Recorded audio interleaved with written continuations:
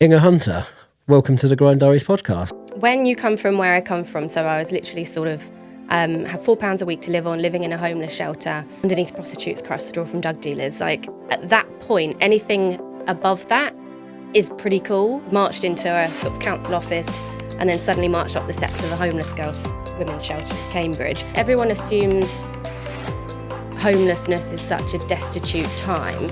It can become so freeing, you can do what you like, you make your own decisions. I found a lot of power in being in that situation. Because you realise there's nowhere lower. Crying, really upset, and then you suddenly have a moment where you realise no one's going to come and help you. So that is one thing where there's a difference. Like, a couple of them I still pass in the streets, they're not doing very well at all. And there's lots of harrowing statistics, and it turns out I'm one of the only statistics, 0.0001% that end up thriving from that situation. Thank you for having me. That's okay, no worries. It's great to have you. Interested to hear all about your story. I know very little about you, which is like really exciting because most of the guests I have on here, I've kind of got a bit of history with. So it's really cool to have somebody on the podcast that I think we spoke for like 15 minutes over a Zoom call. So great to meet you in person, and really cool to have you on. Do you just want to give us a bit of an intro about yourself and what you're up to? Yeah, so my name's Inge. It's like Minga without the M. I love it. I own a couple of companies. At the moment, my main company is called Clue. It's a content creation house. Okay. But I've only ever owned companies since I was 17. And I started my first company when I was a young homeless person selling cocktails on the street. Really? Yeah. That is really cool. So yeah, we'll definitely get into that. That's exactly the sort of thing we like to talk about. And so what is your definition of success? This is such a hard question because I think it changes all the time. And sometimes I sit and think about it, but I'm going to answer it in a really odd way, and it might be really annoying. But I already feel like I've got success. So when you come from where I come from, so I was literally have £4 a week to live on, living in a homeless shelter, underneath prostitutes across the door from drug dealers. Like, at that point, anything above that is pretty cool. And so at the moment, I know it feels weird to say, but everything now in terms of like my companies do really well. I've got a lovely family. I've got a great husband, great life. It all feels quite successful. So it's a funny question to answer for me because I can't see what's next because I'm already there. So at the moment, it just feels like a game. Like, everything now beyond where I was is successful. There's always more that I want. I could always do with like a bigger house, a nicer car, all of the kind of things that people say are successful. But actually, if there's food in the fridge, petrol in the car, roof over the head, like, I'm good. Everything else is absolute game. I love that. Yeah. I really do. Because what you're basically saying is like just being present and just being like in this moment and like knowing where you've come from and having the hardships that you've been through to be where you are now. Like, you feel that success. So like I always think of success as a bit of a destination, but basically I think what you're saying is well, look, this is it. This is success. Like, Literally, yeah. That's amazing. Yeah, because I know I'm going to get morbid straight away, but you're going to die one day. And if you haven't had fun along the way, then what was the point?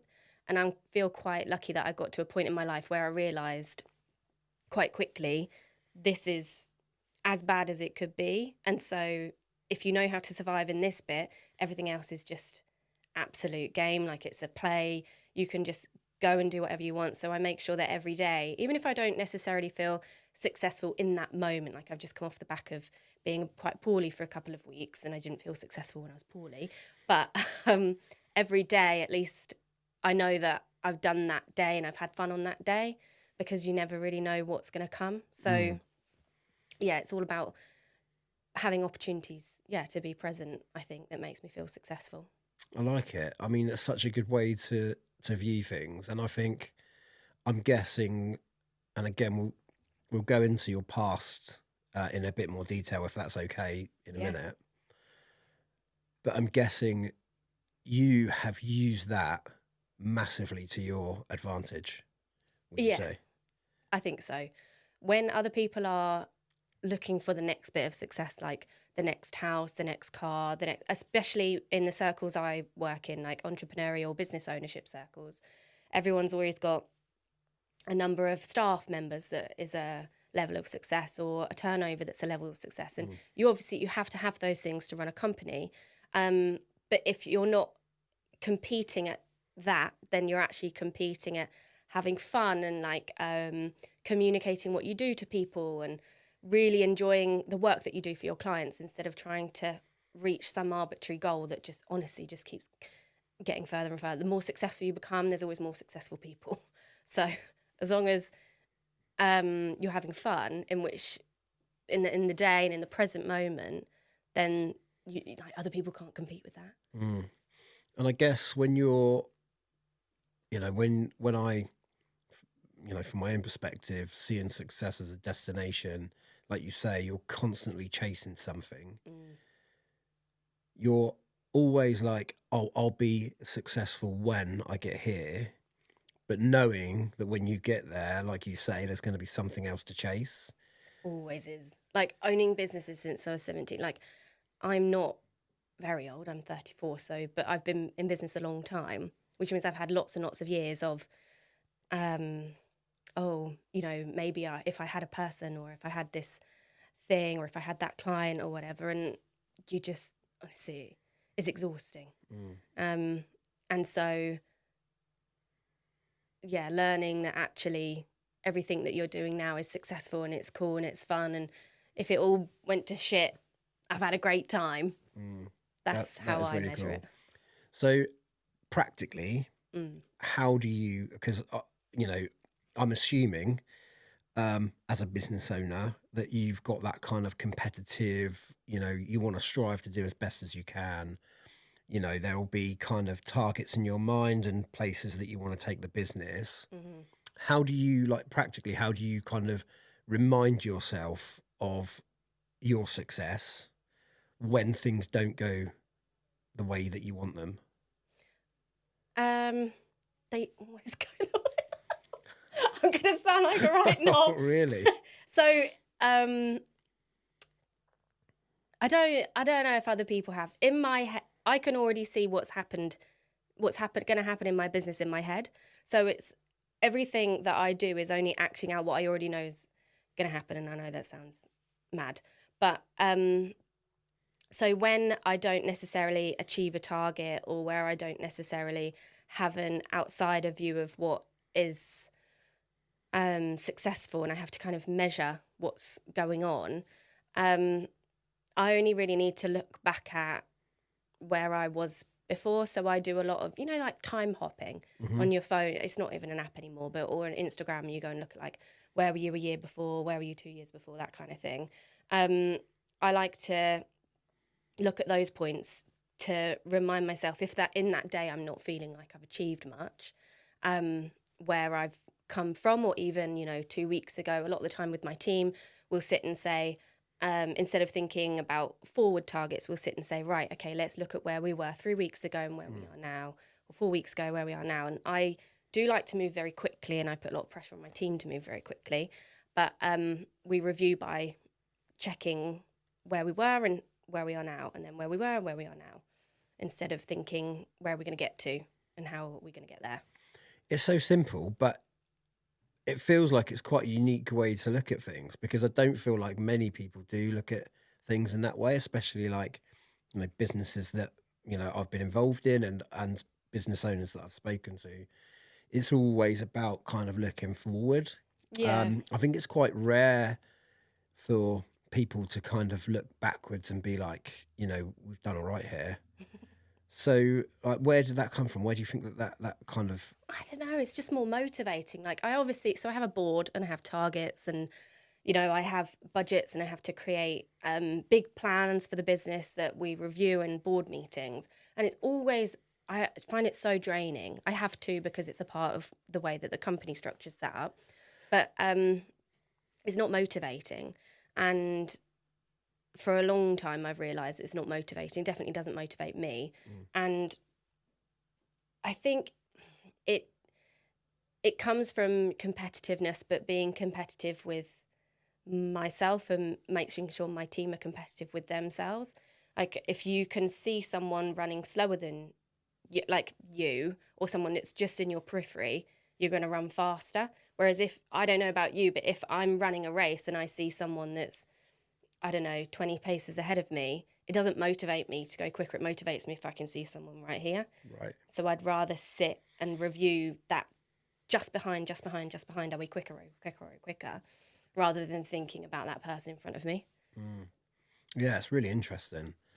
But yeah, I mean, it's definitely, that's definitely something I should probably do more of. I guess it's almost like affirmations, isn't it? Like just kind of taking stock of what's going on and getting out of your kind of own mind of like, the daily rat race, as I call it, like you Yeah. kind of go in and everyone's kind of just grinding away, trying to get somewhere. And actually it's just about taking stock and going, no, we're good. And, kind of not allowing, things that are detrimental to kind of block that vision. Yeah. Well, you never know what's going to happen. Like my journey into homelessness was so immediate. Like it literally happened within a couple of days. And so when you understand that your life can change really quickly without you even necessarily being in control of that, then it forces you to change your perspective into perhaps a backwards looking perspective instead of forwards, because you always know that you can't guarantee what's going to come. Yeah, that's amazing. And I think I'm really kind of like looking forward to talking about this, because I feel like this, period of homelessness, whilst it probably felt devastating at the time, I feel like you've used it in such a positive way. It was the best time of my life. Really. Literally. Everyone always says that. It was so freeing. It was so, yeah.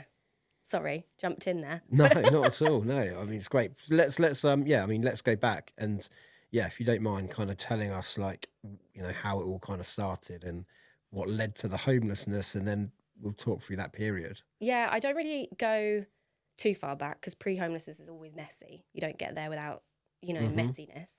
But like I said, it was a very quick transition. I ended up suddenly having to find a couple of nights to sleep somewhere. And then my form tutor was like, what's going on? Why are you, why is this going on? And then marched into a sort of council office and then suddenly marched up the steps of a homeless girls' women's shelter in Cambridge. So it was all really, really quick. But yeah, it was actually, everyone assumes homelessness is such a destitute time. But actually, if you've come from times that are really quite tricky, quite volatile, unpredictable, and then to be in a space where it's just kind of you, it's not necessarily safe, but it's your space, it can become so freeing. You can do what you like, you make your own decisions, and you realise there's other people that are in similar situations to you. And genuinely, I know everyone, says, oh, homelessness, boo-hoo, but it's when I started my companies, it's when I realised who I was. I found a lot of power in being in that situation. Why do you think that was? Because you realise there's nowhere lower. So if you know that there's nowhere worse to be, there's only opportunity, then it's just so amazing. It's genuinely one moment where it was the night where I moved into the hostel, and honestly, I was on the floor like crying till sort of like 3 a.m. My mattress was covered in blood because the girl before me was very into like hurting herself. The floor covered in blood, like the whole place stank. Not, they're not nice places to be in. But crying, really, really upset. And then you suddenly have a moment where you realise no one's going to come and help you. Like no one's there, no one's going to come help you. This is it. This is your situation now. And the only person that can change that is yourself. And it was a very clear, defining moment for me where it's, I got up, went to bed, went to sleep, slept for a couple of days, woke up, but carried on going to college, and you just sort of realise you can only really rely on yourself. There is a whole world of people out there, but ultimately, if you want to do something, you've got to do it yourself. And homeless situations are very uniquely entrepreneurial. You come across a lot of people who are in really unique situations where they've ended up there. Not often, really often, when you're a 17-year-old girl, it's not your fault that you're homeless, you know what I mean? And a lot of people around you, it's a situational thing. They've been through care often. It's not worked out.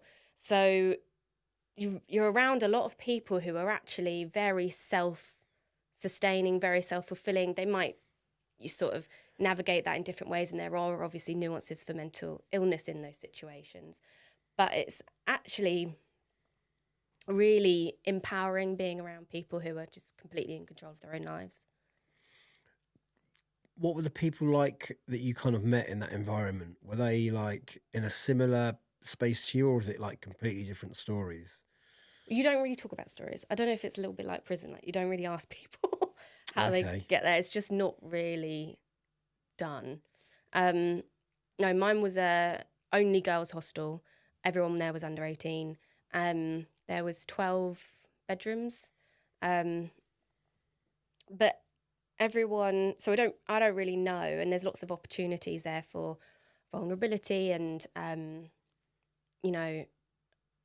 lots of people could be taken advantage of in those situations. But these girls, they don't let anything. They don't want let anyone cross them. And like I said, the girls opposite me was a coke dealer. The girl above me was a prostitute. There's lots and lots of ways to make money in those situations, and you have to. So you start to learn how to really take care of yourself, how to really, do things for yourself. And that can obviously go in a really positive direction or a really negative direction, depending on what society deems as positive and negative. But it's quite a thriving entrepreneurial situation, in all honesty. So that realization of like you have nobody to rely on. Yeah. Like it's basically you against the world, I guess. Yeah. And then I guess you're in a position where you can either sink or swim. Yeah. Yeah, although I didn't see anyone that sank. I think that probably comes from that you have to have a little bit of mental strength in those situations. I think possibly people who are struggling with other mental illnesses, or there's lots of different situations, wouldn't find it as kind of swim environment. But I was still going to college. College was across the other side of town, and either I could choose to walk an hour there, walk an hour back every day, or get the bus. The bus was £3.20 a day. But I only had £4 a week to live on, because you get given benefits, but you still got to pay for rent of the homeless place. You got to pay for your washing tokens. You got to buy food. You have to find a way to thrive really quickly. And yeah, you just pick it up from the girls around you who've been hustling since they were younger. It was pretty cool. Yeah. So the girls around you then, like, did they all go on to do great things? Did you ever stay in touch with any of them?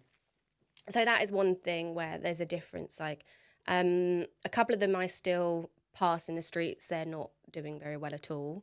I don't know where the other ones have ended up. One of them just sort of disappeared, because there's a lot of exploitation that can happen in those situations. Her boyfriend took her out and she never came back. And there's lots of harrowing statistics, and it turns out I'm one of the only 0.0001% that end up thriving from that situation. But then they're all doing something. It's just whether or not that's the ones that are #thriving are doing something with their lives. It's just, I'd say 99.9% of it is illegal activity rather than legal activity. So no, I don't stay in touch with them. So what do you think made you that 0.01% though? I don't know. And I don't know. A few people have asked.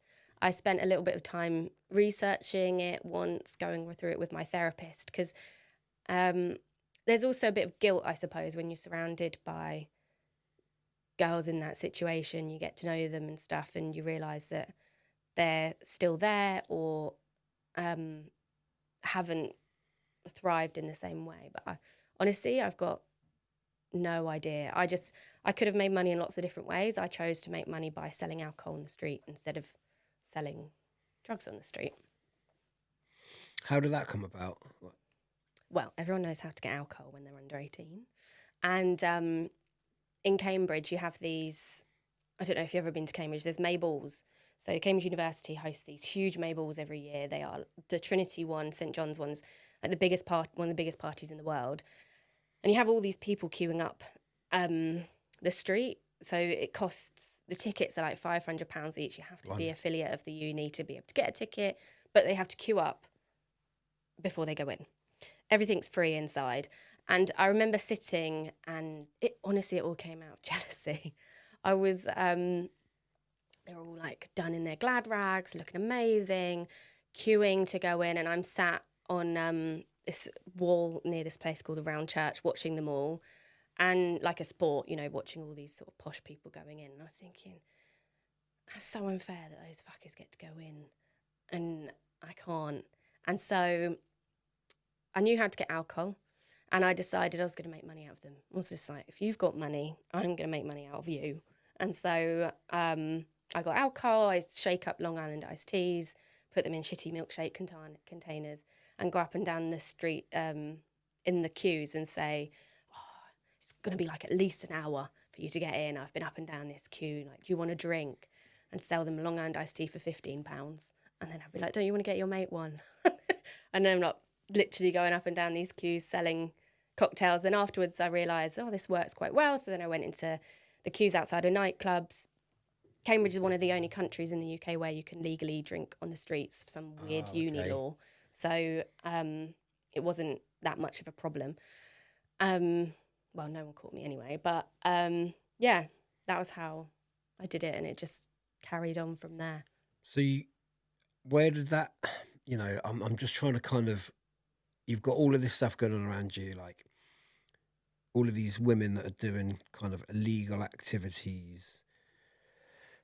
Where did you get the kind of motivation from? Like, what was your kind of goal with that? Oh, to make money out of rich people. Okay.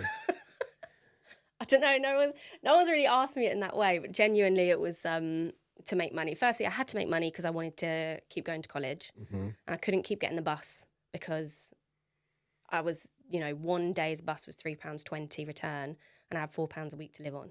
So I couldn't sustain that. So I needed to make money somehow. I really wasn't interested. I've never been that interested in like smoking, alcohol, drugs, just not really something I'm interested in. And so I wasn't that interested in going down that route. And yeah, so it just genuinely, it came out of necessity of needing to make money and then thinking, who do I want to make money from? So it's like a very early kind of opportunity kind of spot, if you like. Like you've kind of looked out, seen all these people and thought, yeah, how can I exploit that? Or that sounds nasty, but how can I make money out of this situation? Yeah.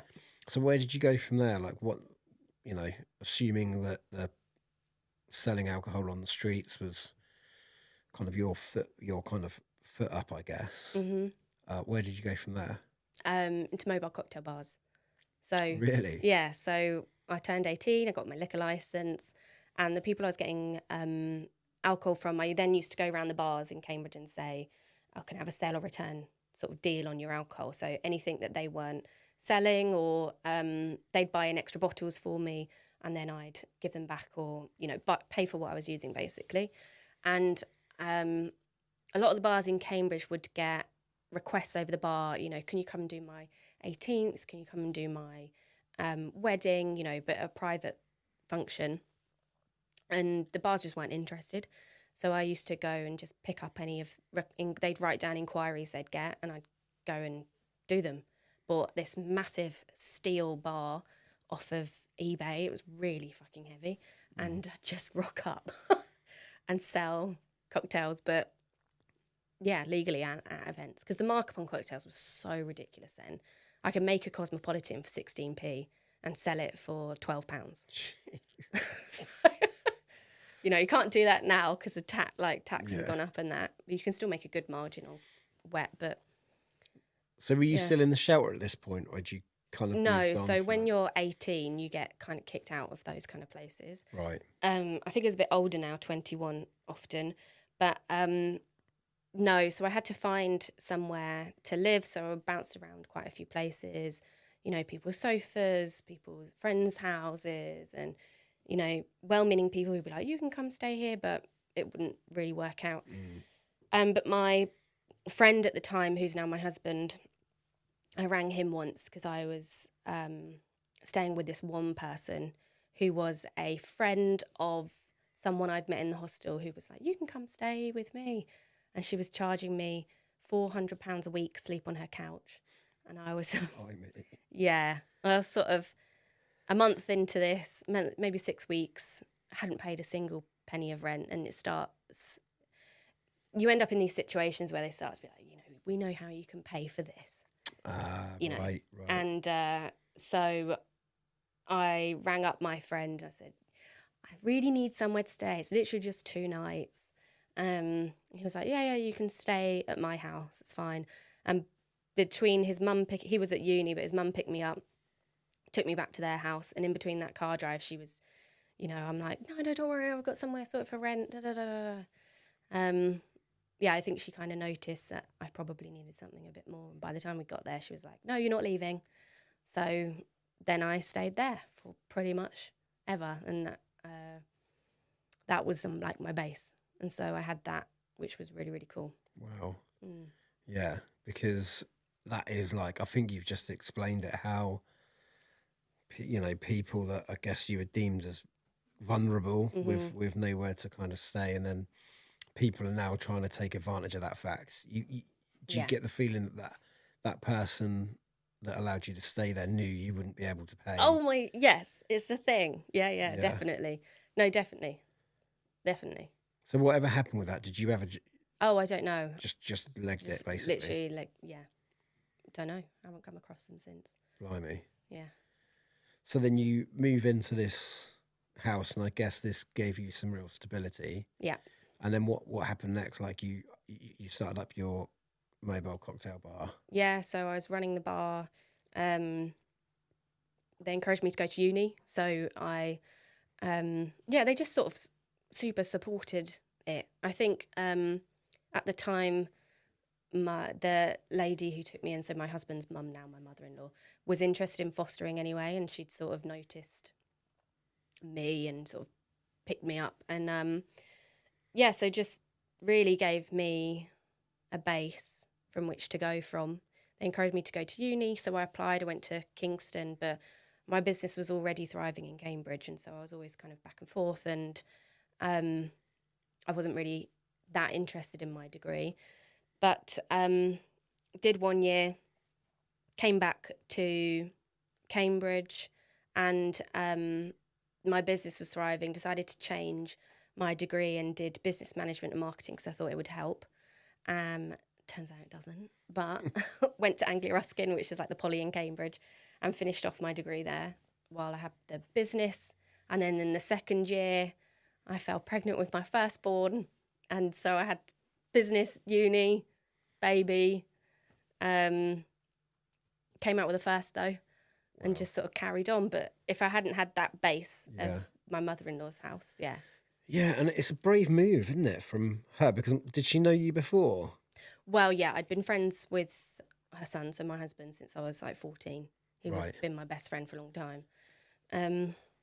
Yeah, I don't know. Yeah, definitely. Sometimes it wasn't like comfortable, but her and my father-in-law dug their heels in and just was like, I know she's going to be a bit crazy and wild, but they were really good. So instead of, I tried to stay with a couple of other friends, and they'd be more like try to integrate me into their own family life, whereas they were very much like, listen, there's food downstairs if you want it, The train station's there if you need to get into town, like just crack on. Treat me like the adult that I already had become through the situation that I was in.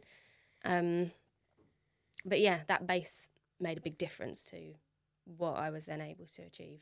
Yeah. And yeah, I guess, you know, for somebody to kind of to do that, I think it's like it's almost unthinkable now, I think, to like take somebody in that way and like, you know, kind of treat them as almost their own, I guess. Yeah, it's And brave. yeah, that's what I mean. I think it is brave, isn't it? Because there's so many things that could have gone wrong in that situation, but they obviously haven't seen that and they've just looked at the positives, which again is like I find it fascinating. I really do. And I'd love to be a little bit more like that myself. I'm one of these people that catastrophizes every situation. Yeah. But I think there's such huge value in that and in seeing, you know, the kind of positives and just kind of being kind, I guess. Yeah, I think it's their culture as well. So my husband's dad is African, Zimbabwean. My husband's mum is Jamaican. And so it's very much, you know, when I went to stay, his dad went straight to my family and said, we know that you're not interested, but Inge's with us now. And so it was very much a formal kind of take-in. And I think in their culture, they, you know, there's always people at the house. Like there's always some cousin that's come over from Zim who's coming to study or something. And so I don't think it was a far cry from what they were always already used to, of having people turn up, rock up, stay for a bit. And the culture of family is very much more open. Yeah. It's really funny, isn't it? Because we're just not like that in the UK. No, I know. My family would never, ever do that for anyone. No, like I'm really close with my family. Both of my parents come from huge families, like seven. My dad's from a family of seven. My mum's from a family of four, and they've all kind of had kids who have had kids, and so you know my family unit's quite vast. So I don't stay in touch with people, but we are quite. I think we're quite a close family, but we wouldn't have like it was so rare for us to, I don't think we've had any of our family come and stay over Yeah. unless it's like kids and cousins and stuff. Yeah. And we've rarely gone to stay with family as well. It's just a weird thing, isn't it? Like it doesn't really fit into our culture. We'd much more likely go and get a B&B down the road. Yeah. You know, it's like really strange. Yeah. I But don't know. Yeah. I mean, maybe it's them, maybe it's their culture, but it worked. amazing. So then you've kind of done this. You've gone through uni, and I'm guessing you started up your other businesses in and around the same time. Yes. So by the time I came out of uni, I was an event planner. So I was doing these bars and I'd rock up and the event wouldn't be organised. And so I started to plan and run the events as well. Just constantly seeing opportunities and be like, oh, how can I add value here? But yeah, and then that grew into a wedding planning company. And by the time I had my firstborn in the summer holidays between my second and third year at uni. And I was going to buy a bar actually at the time. I did my whole dissertation on the viability of buying this bar.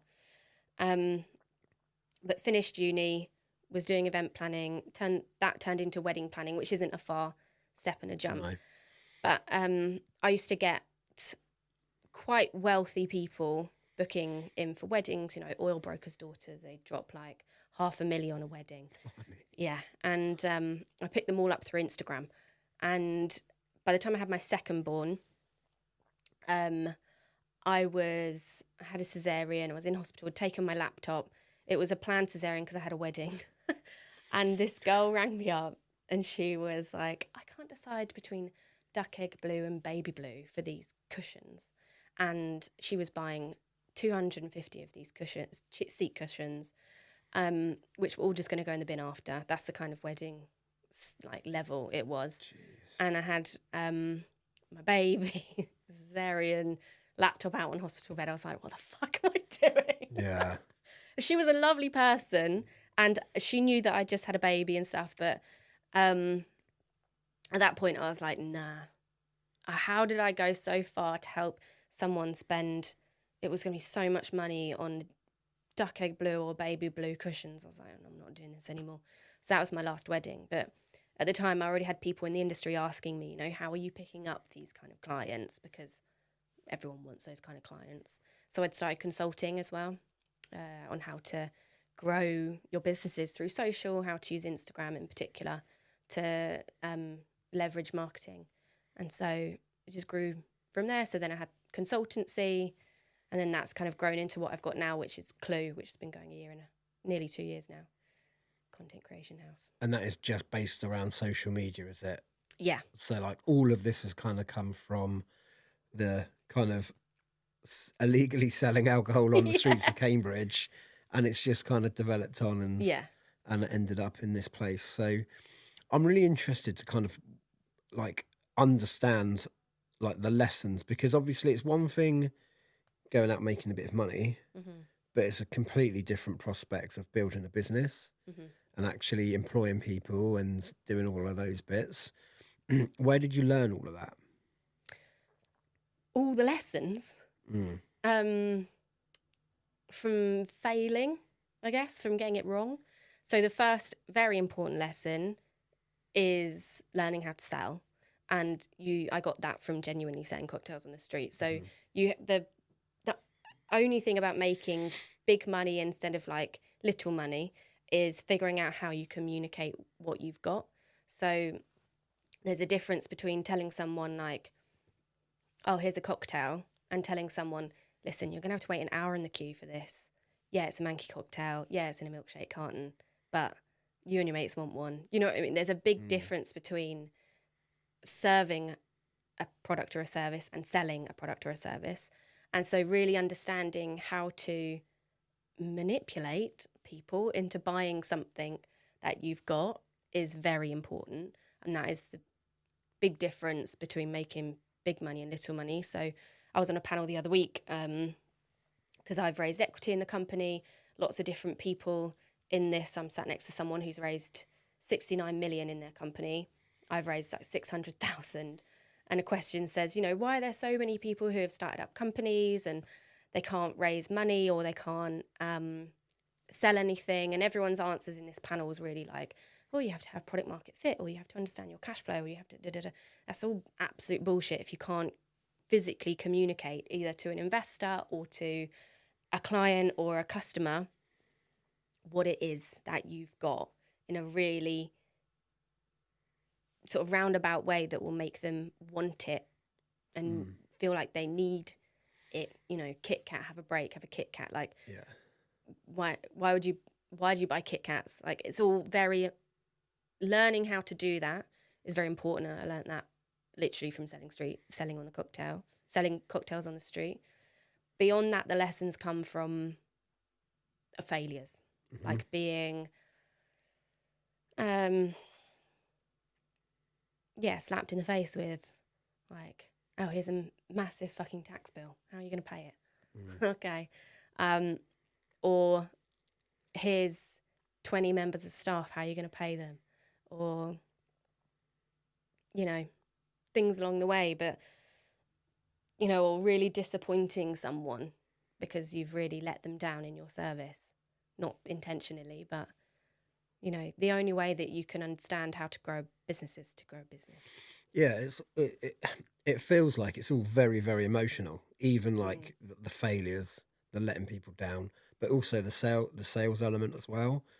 It feels like what you're basically saying is you're not walking up to people going, "Here's a cocktail. Do you want one?" No, you're like almost like playing on their emotions to get them to think, "Oh yeah, actually, I do want one." Like, So what would you say is your kind of like strategy, your sales strategy? Like, if you had to sell something to someone, because I'm assuming you can apply a similar logic from selling cocktails on the street to selling somebody a marketing package. It would be like a similar kind of strategy. It's the same all the time. First, you have to educate people, entertain people. Then you have to educate them. Then you hit them with emotion all the time. So first, if I'm walking up and down the street trying to sell a cocktail, I make sure that I'm big, bold, like entertaining. People have to pay attention to you in the first place. And this goes for anything that you're anything that you're selling, you have to entertain. It doesn't mean you have to entertain by dancing around or being stupid. You've got to capture attention in some way. That's always entertaining. Then you have to educate people, because people are logically driven often before they buy something. So you have to, so then it would be, what is your cocktail like? Oh, it's a Long Island iced tea. It's got this in it, this in it, this in it, this in it. You have to prove that you know what you're doing, you know what you're talking about, and that, in whatever capacity, whatever you're selling, you still have to prove that what you're selling is actually what you're going to sell. Mm-hmm. So it's educating people, and then you have to hit them with emotion. And there's either two ways. You energize or you empathize with people. So either you empathize with the situation they're in. So i.e., listen, it's a really long queue. It's going to take you so long to get in there. Like, I get it. I get that your business isn't where it is. I get that you're feeling like you're not successful. I get that you have to really understand what it is that's going to trigger someone and how you're going to empathize with them. Or you energize them, or you make them feel better. Red Bull's really good at making people, they're selling shitty taurine and like it tastes rank, but they're so good at making people feel great. Like, yeah. But not even from the drink, but from the association of the drink.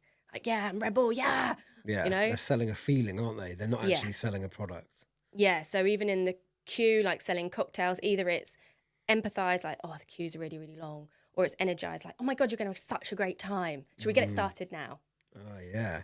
So how do you differentiate those two? Like, how do you... Personality. You've got to be able to read people. Yeah. Some people are, even if you're talking to the most logical person, so we're developing out technology in the company at the moment. There's a lot of really data science-y people, and you still have to entertain them and then educate them, and you think that they buy on logic, but they always buy on emotion. You have to really understand whether that person is going to be driven by someone else understanding that they feel shit or feeling better than they feel right now. And that that has to come with experience and trying it. Because I guess that's a skill in itself, isn't it? Being able to read how somebody else is feeling or what's going to motivate them. Well, you could try both, see which one works. Yeah, that's a good idea. Try and empathise. If they're not for it, just go for energy. Yeah, that's really cool. So then what about failures? Like, what about, like, because again, this to me feels like it's quite an emotional trigger. Mm-hmm. So, like, a lot of people would fail, and then that would almost be the end. You're like, it, in the situation that you mentioned there, you've let down a big client or whatever, and how do you recover that? But, like, not just from a business perspective, but from your own perspective as well. Like, because that's got to be a big knock in confidence, right? Like, how do you then get in the right mindset to be like, right, I've got to recover this. I've got to get this, I've got to get this back out. I think it comes from taking action. And I think I've got to a point where I'm probably quite addicted to taking action quickly after a failure. So it's very similar to sport or exercising. If you can't do something, or you miss your time or something, you will try again. You might have a day where you feel like, man, you feel shit about yourself, but you get back on the proverbial horse and you just, like, keep going, or push for the next, like, weight band or whatever. You have to take action, and that's very similar. So when I'm failed, or when I feel like I've really let someone down, I might sit in it for a day or something, but the only way that I know that I can get out of that is by taking action on it. And so I've learned, and I think this is just through years and years and years of just taking that action really, really quickly. Taking the action might be sending a quick email, or it might be, sending a bunch of flowers or something if I feel like I've really let someone down. But the only way that I'll feel better about myself is if I do something about it. So what if the action that you take worsens the problem? Have you ever had that? I don't think, no, I've never had that. If it really does, then the person's probably a dick. I feel like everyone should appreciate some gesture. I think that I'm probably the hardest on myself, and I think everyone's probably the hardest on themselves. And if someone's going to be harder on you than you are on yourself, then they're just not a nice person. Sometimes you just got to understand that and let it go. Yeah, and I think the reason that I asked that question is because I'm that procrastinator. You know, I'm the kind of person that's like, right, what do I do now? Okay, think I should do that, but what if this happens? Oh yeah. Do you know what I mean? And I'm like, so like, yeah, I think, but what you're basically saying is, well, if you've upset someone or you've disappointed them, they would appreciate the action, whether it's beneficial to them or not, over procrastination, over no action. I think so. I think Yeah, I would. yeah, I think you're probably right. And then you just leave it. You know, you've done what you can do, even if it's bigger than that, like a failing company or something. At least I've done what I could have done, like taken action on something rather than sat and wait and wait and wait and wait for something to come. Yeah. Have you ever been in a situation where you're like, this, I want to give up? Oh, every day. Every day. Yeah, every day. Yeah, it's exhausting. Like going on it. But then I think giving up would be quite boring. And then sometimes I'll sit and think, nah, I'm not doing this, or I'm done, I'm giving up, I can't be bothered. But I also don't know anything else. So sometimes quite a few people ask me, oh, how do you keep going? Do you ever want to give up? But I think I've probably got to a point where I am a little bit addicted to continuing, like the game, the chase, the next day, just because I like to, if I feel like I'm going to give up, I then remind myself that I probably haven't done everything I could have done.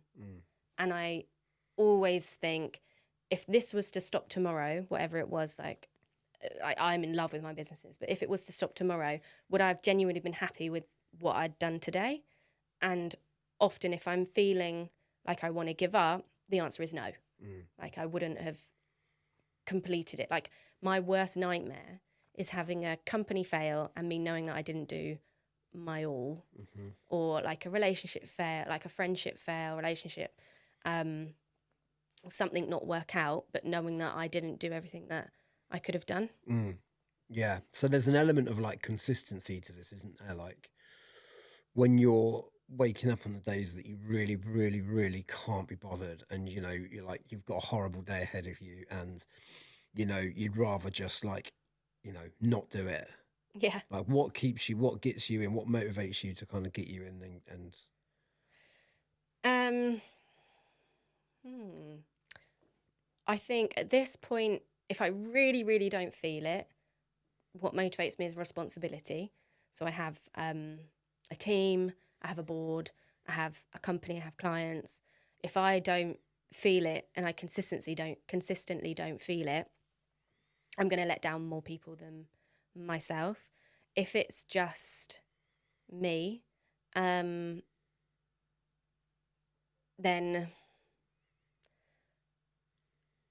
it's a hard question, because there is a voice in my head that tells me I have to. So even if I'm not feeling it, I'll write what I've got to do, and I'll just sort of slowly go through. And I feel like once I've gone through a couple of them, then the momentum picks up again. Is that voice just discipline? Possibly. Sometimes you just got to do it. Yeah. Even the little bits. Yeah. It would sound to me like that is just like a level of discipline that a lot of people don't have. I don't know. Because it's just like, everyone knows you've got to brush your teeth every morning. Hopefully people brush their teeth every morning. Yeah. I don't know. Yeah. It's interesting though, because I find it like, I've always been really undisciplined. Like discipline is just the thing that I've always struggled with the most. I'm really good at just making excuses and not doing things. Like my fitness regimes, like so up and down. I can go like months running every day in the rain, in the cold, and I'll sick at it. But then I can go months of doing nothing. Um, and so that's kind of why I asked the question. I guess is like there seems to be like some similarities in people that have, you know, like achieved what they set out to achieve, whether that be business, weight loss, whatever. Mm. And I feel like that similarity is consistency, and obviously that consistency comes from like the discipline and that kind of never give up mindset. Like not, you know, like it's so easy for me to explain this because I'm that person, but like having the confidence to be like, well, I'm going to do it anyway. Mm. You know, um, people, you know, taking the piss or saying you can't do it, or things going wrong, or failures. All of those things contribute to that kind of confidence knock where you're like, maybe I shouldn't, maybe I just shouldn't do it. And I feel like in your situation, you seem to have this like real bulletproof mindset, if you don't mind me saying, which is like, well, I've got to, and I'm going to, and you know, this is I'm privileged to be in this position, so I'm just going to carry on and kind of carry on and do it. Mm. Um, yeah, I feel like that's that's what the kind of vibe I'm getting from you. Would you I don't know. agree? Yeah, I guess sometimes it doesn't feel like a choice. So, like I said, there's this. I already know.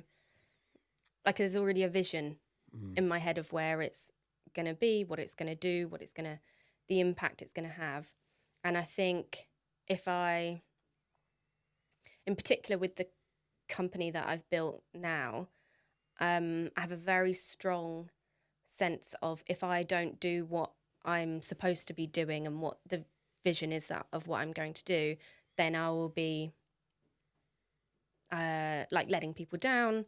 I'll be like I've got this responsibility mm. to it, and so yeah, I don't know if it's a choice of a bulletproof mindset or if it's just uh I don't know. You've got Yeah. me. Well, no. I think, but I think this is like complementary of the way that you think, because I think like there's this thing, isn't there? Like find out what your why is, and and then if you can work out what your reason is, Mm, then you can use that to really kind of like make sure that you're in your situation of I can't, I'm not allowed to, I can't stop, I yeah, can't just not bother. yeah, And it really like feels like that, this having people uh rely on you, I guess, and having that kind of responsibility is what's kind of keeping you going. Um, I just find it fascinating because I've spoken to so many different people, and there have been so many different reasons and how people's kind of reasons for consistency change, and the variation of all of those things. I find quite fascinating, and I'd love to be able to do it myself as well. Which is and again, like from your perspective, um, you've got people that rely on you. You've got board members that are looking to you to deliver results. I think you're clearly very good at what you do. I really love that kind of sales strategy that you've got. I'm definitely going to use that myself. Um, and yeah, it just feels like you've kind of built this, like, um, you've built this business, and it's kind of yours, and there's a lot of emotion attached to it, mm, and that is what kind of keeps driving you forward. yeah, And I find that I find it quite fascinating because I always have the like this thing of building a business and then selling it and then like sitting on the beach for the rest of my life, yeah. like and it doesn't feel like that would be Oh no, I'm selling this business at 40. Fucking hell. No. until then, Yeah. yeah. But yeah, like it's that, it's amazing that you've got that mindset, and you're like ready, and you want to kind of keep pushing forward. I think it's really cool. I do sometimes, while you're talking, I'm like, because sometimes if I'm feeling really like off, not sure, I'll make sure that I go and sit in a room with people that are much more successful with me. So I'll go into London, I'll go and sit in Homegrown, and I'll be like, right.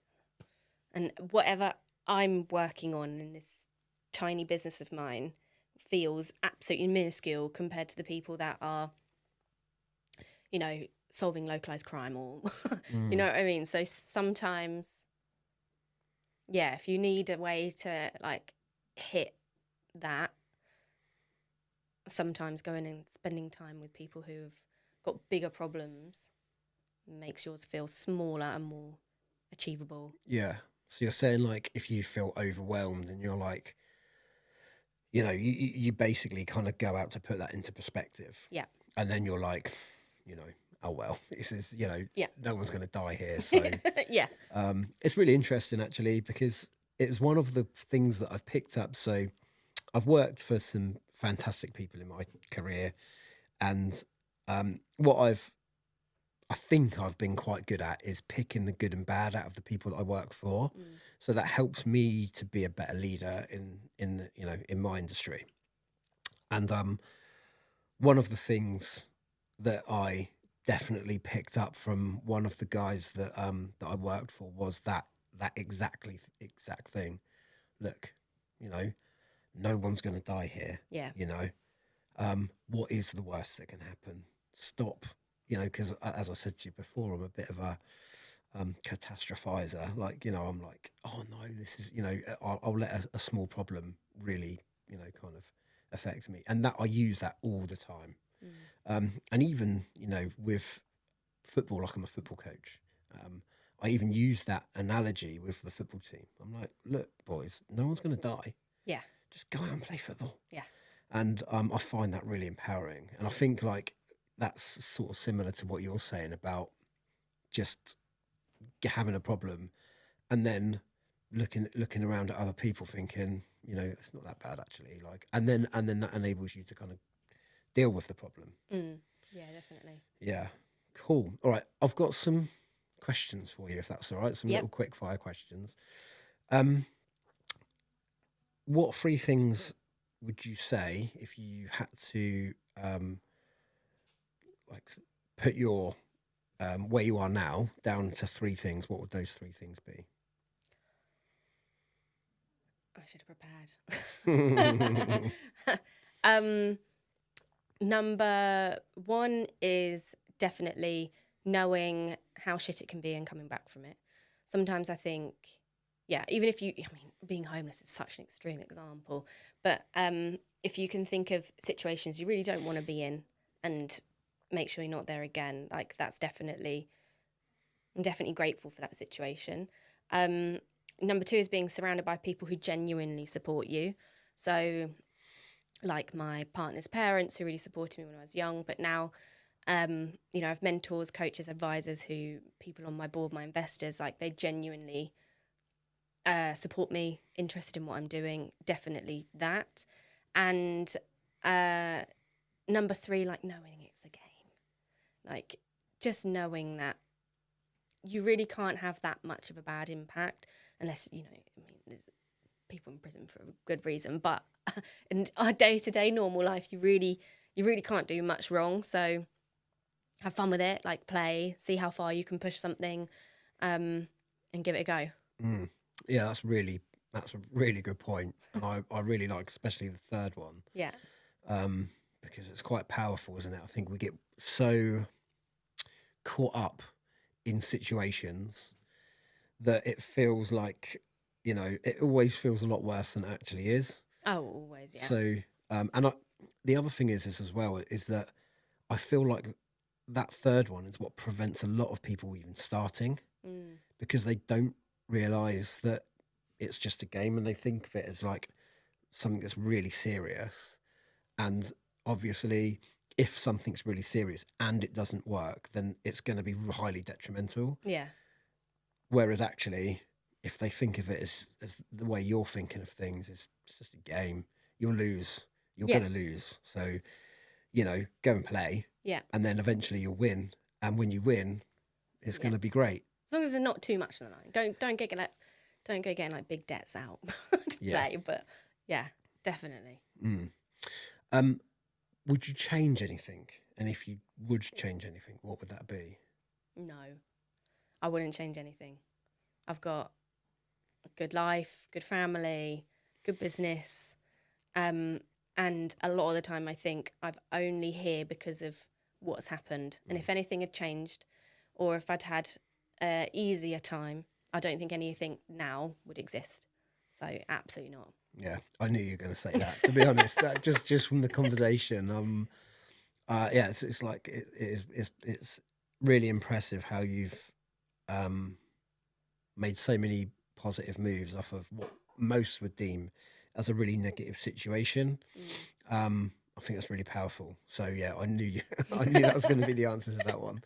And what's next for you?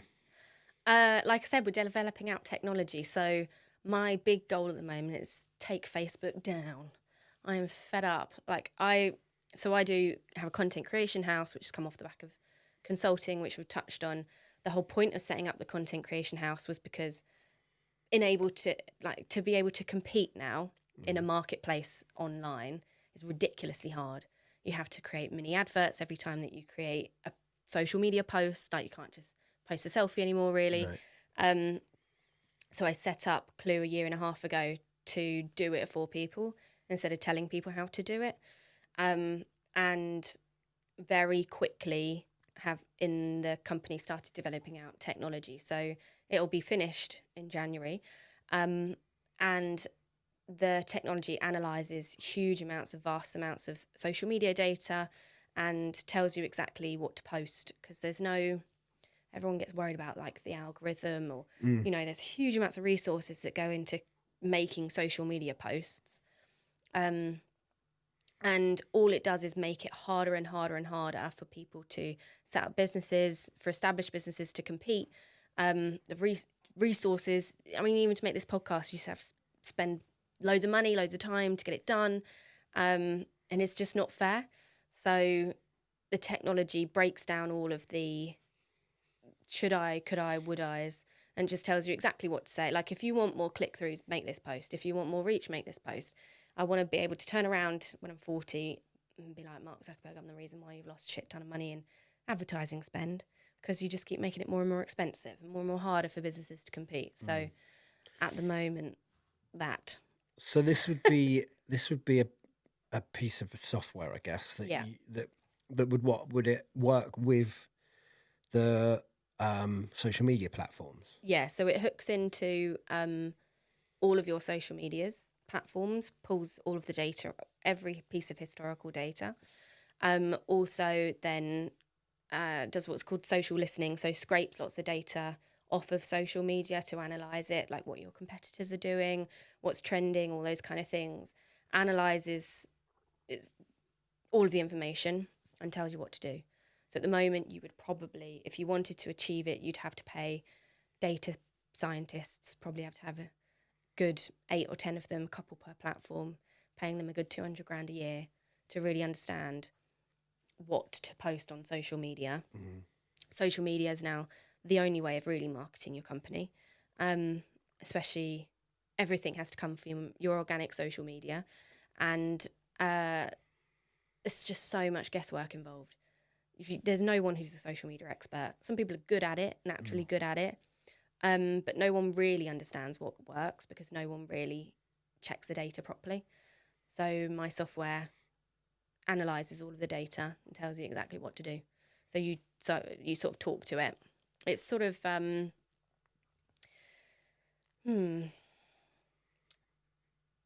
it's kind of, it's really weird to say, but like Cambridge Analytica on steroids. So, But available for everyone, not politicians. So are you looking to kind of sell this as a software solution, or are you looking to use this as an agency to Well, support? first I developed it for myself because I was like, Yeah. I'm fed up of the amount of people I have to put into, and the amount of data research we have to do for the content we create for our clients. But no, it's going out to, so we've got a couple of government contracts that are coming up, and it will be rolling out to corporate, and then the last phase will be, like a SaaS. Anyone can kind of sign up, use it. Just, you still have to make the content. Everyone will, if you want to become an Olympic athlete, you still have to learn how to run. Yeah.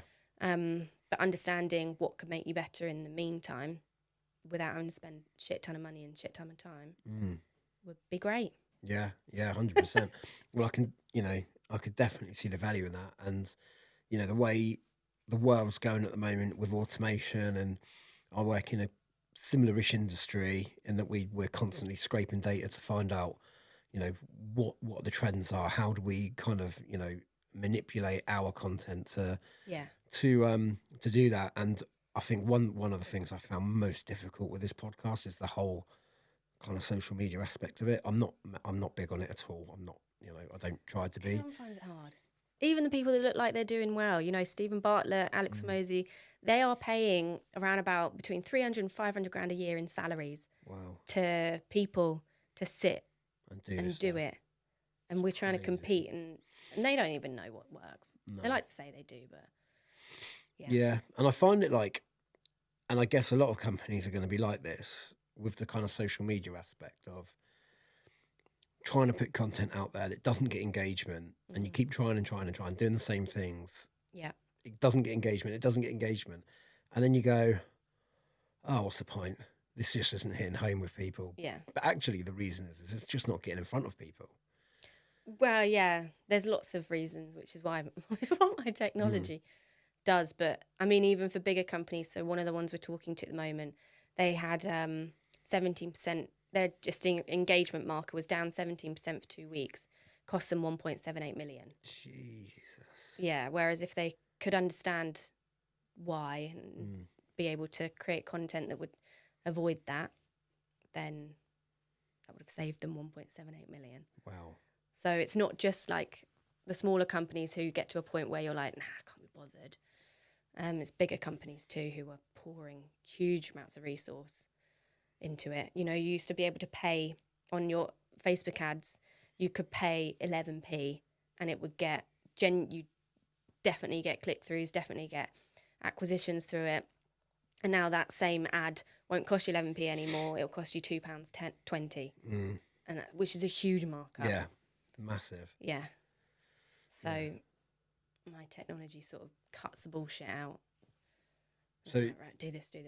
And that's kind of designed just to make the most out of your ad spend, I guess.